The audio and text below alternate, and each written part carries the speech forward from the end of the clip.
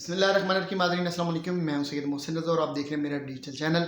मैं उम्मीद करता हूं आप खैरियत से होंगे और मेरी दुआ है कि अल्लाह ताला आपको और आपके अहल खाना को अपनी हिफाजत में रखें। इमरान खान साहब की रिहाई के हवाले से कुछ खबरें आ रही हैं और अब ये खबरें बहुत ज़्यादा तेज़ हो गई हैं, बल्कि आवाज़ें जो है बड़े ज़ोर से उठना शुरू हो गई हैं। बाय द वे, मैंने इस पर कोई 1 महीना पहले भी बात की थी और मैंने तब भी ये कहा था कि इमरान खान साहब अगले 6 महीनों के अंदर अंदर जेल से बाहर होंगे। और मैं जब 6 महीने कहता था तो मेरा ये टाइम एग्जैक्टली फ़ेब और मार्च का होता था। उसकी एक अपनी वजह है कि मैं क्यों ये कह रहा था कि इस टाइम के अंदर अंदर इमरान खान साहब जो हैं वो जेल से बाहर होंगे, लेकिन अब ये आवाज़ें बड़ा ज़ोर पकड़ चुकी हैं। मैंने लास्ट टाइम एक वीडियो की थी डील या ढील, उसमें भी मैंने आपको एक इशारा दिया था कि एस्टेब्लिशमेंट और इमरान खान अब इस वक्त एक पेज पर तकरीबन आ चुके हैं। और इसको अगर स्ट्रेट फॉरवर्ड या एक ही जुमले में अगर कहा जाए तो ये डील हो गई है। तो बिल्कुल मैंने उस टाइम भी यही कहा था, ये डील हो गई है। और अभी मैं यही कह रहा हूँ कि खान साहब और एस्टेब्लिशमेंट के दरमियान बिहाइंड द स्क्रीन डील हो चुकी है। और डील की डिटेल्स क्या है वो मैंने उस वीडियो में भी बात की थी। मैं अब भी ये कह रहा हूँ कि डील से मुराद कोई झुकना, कोई डील से मुराद कोई हार जाना, शिकस्त खा जाना ये नहीं है। डील से मुराद यही होता है कि एक पेज पर बैठकर कुछ चीज़ें एक बंदा छोड़ देता है, कुछ दूसरा फ्रीक छोड़ देता है और तय पा जाती है, और यही मुल्क और रियासत के लिए ठीक भी होता है। एनीवे, मैं आज इसकी थोड़ी मज़ीद डिटेल आपसे शेयर करना चाह रहा हूँ कि इमरान खान साहब जो बाहर आ रहे हैं जेल से वो कब तक बाहर आएंगे और इसके पीछे लॉजिक क्या है कि क्यों इमरान खान साहब बाहर आ रहे हैं। मैं आपको दो तरफ इशारा करना चाहता हूँ। एक, लतीफ़ खोसर साहब ने एक प्रेस कॉन्फ्रेंस की है। प्रेस कॉन्फ्रेंस तो बहरहाल इसे नहीं आप कह सकते, ये बेसिकली मीडिया टॉक थी।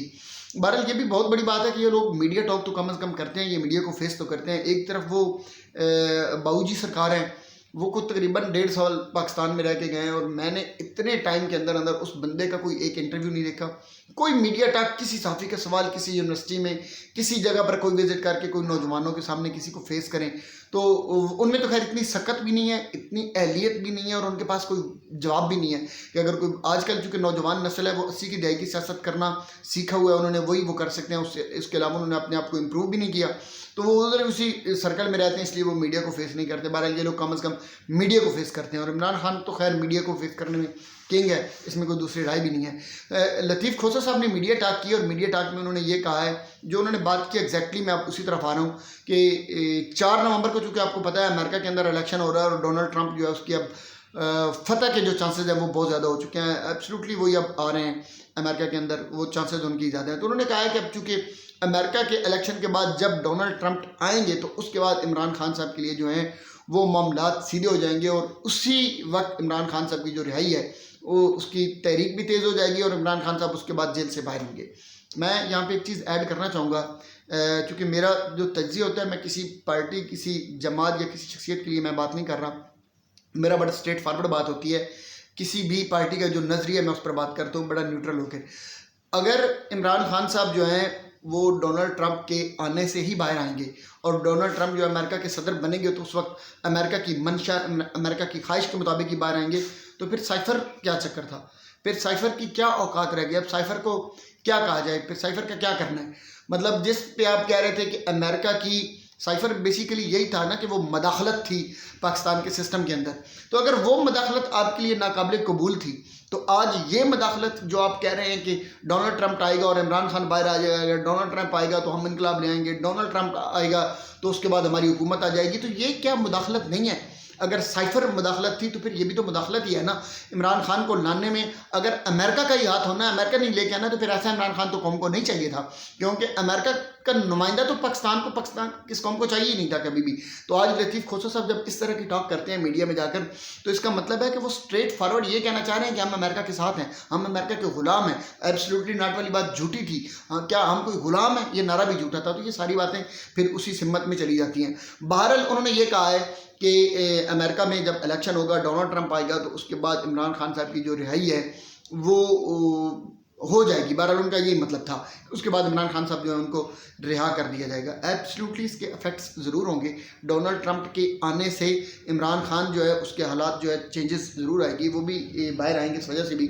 लेकिन इसमें एक एडिशनल बात मैं करता चलूँ कि 2 तरह की होती है, एक इंटरनेशनल एस्टैब्लिशमेंट है और एक लोकल एस्टैब्लिशमेंट है। तो दोनों की आपस में कोलैबोरेशन चल रही होती है इंटरनेशनली मामलात को सुलझाने, समझाने और चलाने के लिए। तो इसमें तो कोई शक नहीं कि इंटरनेशनल कोलैबोरेशन के बगैर लोकल एस्टैब्लिशमेंट किसी भी मुल्क की वो اوپنلی کام نہیں کر سکتی، لیکن اگر کوئی یہ کہے کہ لوکل اسٹیبلشمنٹ کے ساتھ ٹکر لے کر انٹرنیشنل اسٹیبلشمنٹ کا اتنا زیادہ زور چل رہا ہے کہ اس سے ٹکر لے کر عمران خان باہر آ جائے گا، تو یہ میرا نہیں خیال کہ اس طرح کی کوئی چیز پاسبل ہوتی ہے۔ عمران خان کس طرح باہر آئے گا، میں آپ کو ایک ایگزامپل دیتا ہوں، اس سے آپ کو ساری صورتحال جو ہے وہ واضح ہو جائے گی۔ پچھلے دنوں یحییٰ فریدی صاحب جو ہیں وہ پاکستان کے چیف جسٹس بنے، یہ 26ویں ترمیم کے بعد ہوا۔ 12 لوگوں کی ایک کمیٹی بنائی گئی، اس کمیٹی میں پاکستان پیپلز پارٹی کے 3، پاکستان تحریک انصاف کے 3، پاکستان مسلم لیگ نون کے 3، ایک MQM کا تھا، ایک مولانا فضل، اس طرح سارے مختلف جماعتوں کے ملا کر یہ ٹوٹل 12 نمائندوں کی ایک کمیٹی بنی تھی، جنہوں نے یہ ووٹنگ کے ذریعے سلیکٹ کرنا تھا کہ اگلا ہمارا، یا الیکٹ آپ کیا لنک کرنا تھا کہ اگلا ہمارا چیف جسٹس کون ہوگا۔ اس میں جو بھی بندہ، اب 12 ہیں تو یقیناً جس کی طرف 7 ووٹ چلے جائیں گے وہ جیت جائے گا، وہی ہمارا چیف جسٹس ہوگا۔ تو اس میں 3 ووٹ پاکستان تحریک انصاف کے تھے۔ پاکستان تحریک انصاف نے اس الیکشن کا بائیکاٹ کیا۔ اب میں آپ کو ایک چیز بتاؤں کہ مولانا فضل الرحمان صاحب جو تھے، انہوں نے پاکستان تحریک انصاف کے ساتھ، ایک چونکہ ان کا اپنا معاملہ چل رہا ہے تو انہوں نے کچھ شرائط رکھی ہیں، اور اس نے شرائط کے ساتھ کچھ سوالات بھی کر دیے ہیں۔ ان میں ایک سوال انہوں نے یہ بھی کیا ہے کہ پاکستان تحریک انصاف جو چیف جسٹس کا جب الیکشن ہو رہا تھا تو اس میں انہوں نے پارٹیسپیٹ کیوں نہیں کیا، اس کا ہمیں جواب دیں۔